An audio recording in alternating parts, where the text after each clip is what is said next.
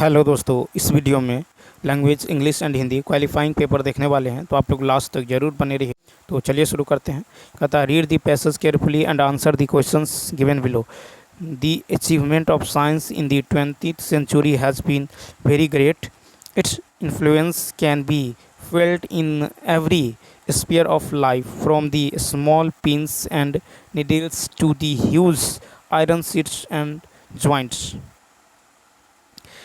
देखिए, most of the things we require for our everyday use come out factories where scientific principles are until utilized for practical ends. Science has enabled man to bring forces of nature under control and to use them for his own advantage. It has brought the distant parts of the world close together.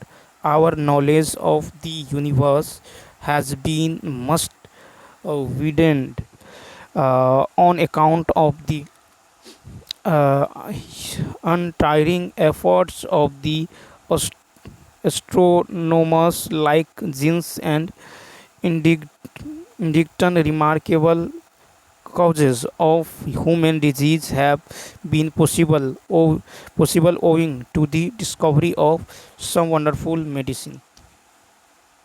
The main idea of the passage is, तो A option, the impact of science can be felt in every sphere of life.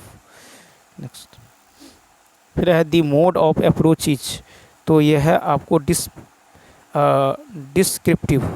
ठीक है, तो यह है descriptive name.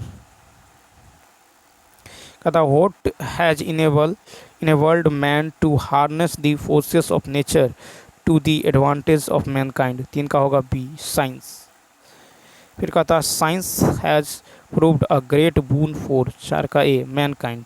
तो science यानी मानव जाति, ठीक है, के लिए बहुत बड़ा वरदान है.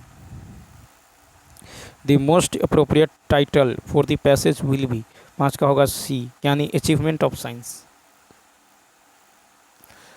The mother sister is.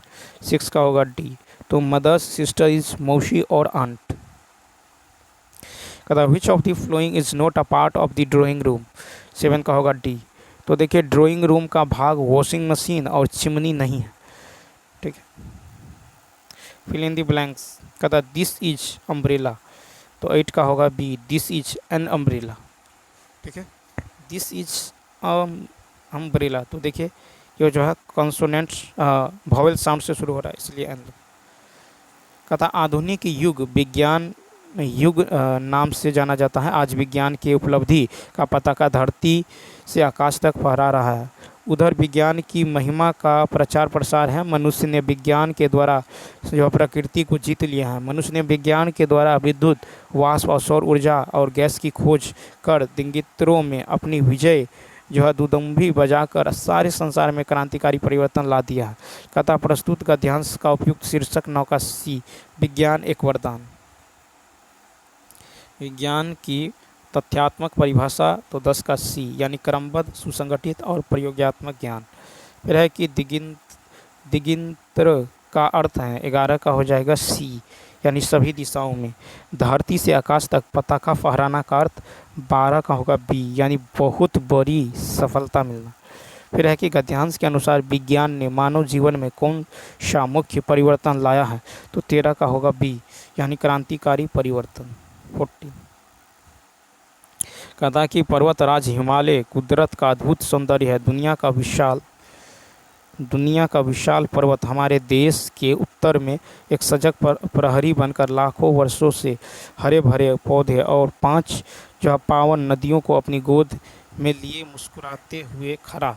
Sindhu, Ganga, Sutlej, Yamuna, Brahmaputra और नदियाँ इसी महान पर्वत के सीने को चीरती हुई अलग अलग दिशाओं में बहती हैं. इस पर्वत का विस्तार असम की पूर्वी सीमा से लेकर कश्मीर की पश्चिम सीमा तक तकरीबन 2000 मील तक है. इसकी चौड़ाई 186 मील तक है. इसकी चोटियों की ऊंचाई 8200 से 9992 फीट तक है. कहता है हिमालय से कितनी नदियाँ बहती हैं, तो सी 5. फिर है कि कौन सी नदी हिमालय से बहने वाली नदियों में शामिल नहीं है, तो ये है गोदावरी। ठीक है, नेक्स्ट, हिमालय का विस्तार लगभग कितने मील है? हिमालय का विस्तार जो है ये है आपको 2000, लगभग 2000 मील। गद्यांश के अनुसार हिमालय की चोटी की ऊंचाई कितने फीट के बीच है? 17 का होगा ए, 8200 से 9992 फीट। गद्यांश के अनुसार हिमालय किस देश में है? तो बी ऑप्शन, उत्तर में। तो गद्यांश के अनुसार हिमालय हमारे देश के उत्तर में स्थित है। कहता है कि मुझे नैना पर चोरी का खाली स्थान है। 19 का ए, संदेह। लड़का आया, इस वाक्य में क्रिया किस काल का बोध करा रही? 20 का होगा ए, सामान्य भूत। ठीक है, तो लड़का आया इस काल में क्रिया सामान्य भूत का बोध करा रही है। काल क्रिया का रूप है जिससे उसके होने अथवा करने के समय तथा उसकी पूर्णतया का अपूर्णता का बोध कराती है। जिसे क्रिया के कार्य समाप्ति का बोध होता है उसे भूतकाल कहते हैं। भूतकाल के 6 भेद है, सामान्य भूत, आसन्न भूत, पूर्ण भूत, अपूर्ण भूत, संदिग्ध भूत और हेतु हेतु मदभूत। आंखें फेरना, मुहावरे का अर्थ ए। तो आंखें फेरना यानी उपेक्षा करना। आग बबूला होना, मुहावरे का अर्थ है बहुत क्रोधित होना। दाता शब्द का स्त्रीलिंग क्या है? 22 का बी, दात्री। तो दाता शब्द का स्त्रीलिंग रूप है दात्री। दात्री शब्द पुल्लिंग है। संज्ञा के जिस रूप से व्यक्ति या वस्तु की नर या मादा जाति का बोध होता है उसे व्याकरण में लिंग कहते हैं। ठीक है, अकारांत विशेषकर स्त्री लिंग में इकारांत हो जाता है, जैसे अच्छा, अच्छा, अच्छी। 23 नंबर, सामान्य वर्तमान काल का उदाहरण कौन सा है? सी, वह कोलकाता जाता है। वह कोलकाता जाता है यह सामान्य वर्तमान काल का उदाहरण है। सामान्य वर्तमान काल क्रिया का वह रूप है जिससे यह पता चलता है कि क्रिया वर्तमान काल में हो रही है। क्रिया का वह रूप जिससे वर्तमान काल में कार्य की पूर्ण सिद्धि का बोध होता है उसे पूर्ण वर्तमान काल कहते हैं। क्रिया का वह रूप जिससे यह पता चलता है कि क्रिया वर्तमान काल में हो रही है उसे तात्कालिक वर्तमान काल कहते हैं। संभाव्य वर्तमान काल द्वारा वर्तमान काल में कार्य के पूरा होने की संभावना रहती है। कहता मोहन एक शालीन लड़का है। इस वाक्य में शालीन शब्द सी ऑप्शन, गुणवाचक। तो देखिए मोहन एक शालीन लड़का है, इस वाक्य में शालीन शब्द गुणवाचक विशेषण है। अर्थ की दृष्टि से क्रिया विशेषण के 5 भेद है। गुणवाचक क्रिया विशेषण से व्यक्ति या वस्तु के गुण, दोष, रंग, आकार, अवस्था, स्थिति इत्यादि का बोध होता है। 25 नंबर देखिए, 25 में है कि कौन सा शब्द जो है कमल का पर्यायवाची है? 25 का होगा डी ऑप्शन। तो कमल का पर्यायवाची उपयुक्त में से एक से अधिक है, राजीव और उत्पल। राजीव और उत्पल। कमल का अन्य पर्यायवाची है पद, अरविंद, शतदल, अम्बुज, सरसीज, पुष्कर, पंकज, नीरज, सरोज, जलज, कंज, पुंडरिक आदि। जलद बादल का पर्यायवाची है। कहता है किस वाक्य में भाववाच्य? तो सर्दियों में रोज नहाया नहीं जाता, ये ऑप्शन। सर्दियों में रोज नहाया नहीं जाता भाववाच्य है। तो भाववाच्य क्रिया उसे कहते हैं जिससे यह ज्ञात होता है कि क्रियाओं में न तो कर्ता की प्रधानता होती है और न ही कर्म की प्रधानता, केवल भाव प्रधान होता है। कर्तवाच्य सकर्मक अकर्मक दोनों क्रिया में होता है। कर्मवाच्य केवल सकर्मक क्रिया में होता है, भाववाच्य केवल अकर्मक क्रिया में होता है। नेक्स्ट है कि हम ताजमहल देखने जाएंगे। इस वाक्य में हम सर्वनाम का कौन सा प्रकार है? 27 का सी, पुरुषवाचक। हम ताजमहल देखने जाएंगे, इस वाक्य में हम पुरुषवाचक सर्वनाम है। जिस समास का प्रयोग संज्ञा के बदले होता है उसे सर्वनाम कहते हैं। सर्वनाम के 6 भेद है, पुरुषवाचक सर्वनाम, निश्चयवाचक सर्वनाम, अनिश्चयवाचक सर्वनाम, संबंधवाचक सर्वनाम, प्रश्नवाचक सर्वनाम, निजवाचक सर्वनाम। पुरुषवाचक सर्वनाम के 3 भेद है, उत्तम पुरुष, मध्यम पुरुष, अन्य पुरुष।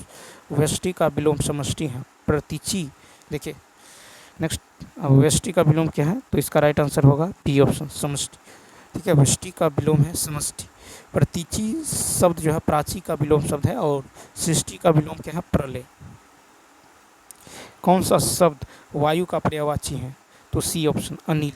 तो वायु का पर्यायवाची शब्द अनिल है। वायु का अन्य पर्यायवाची हवा, पवन, समीर, वात, मारुत, प्रवात, पवमान, प्रभंजन, व्यास, समीरन, स्पर्शन आदि। भौरा का पर्यायवाची है अली, मधुव्रत, शिलिमुख, भ्रमर, मिलिंद, मधुप, मधुकर आदि। जिस समास में पूर्व पद विशेषण और उत्तर पद विशेष हो वह किस प्रकार का समास कहलाता है? सी, कर्मधारय समास। तो जिस समास में पूर्व पद विशेषण और उत्तर पद विशेष हो वह कर्मधारय समास कहलाता है। त्रिलोक, चौमास द्विगु समास का उदाहरण है। ठीक है। और यथा प्लस शक्ति अव्ययीभाव समास का उदाहरण है। नीलकंठ बहुब्रीहि समास का उदाहरण है। तो चलिए दोस्तों, इस वीडियो में इतना ही। यदि यह वीडियो अच्छा लगा हो तो लाइक शेयर और सब्सक्राइब करना ना भूलें। साथ ही कमेंट करके बताइए वीडियो आपको कैसा लगा। Thanks for watching.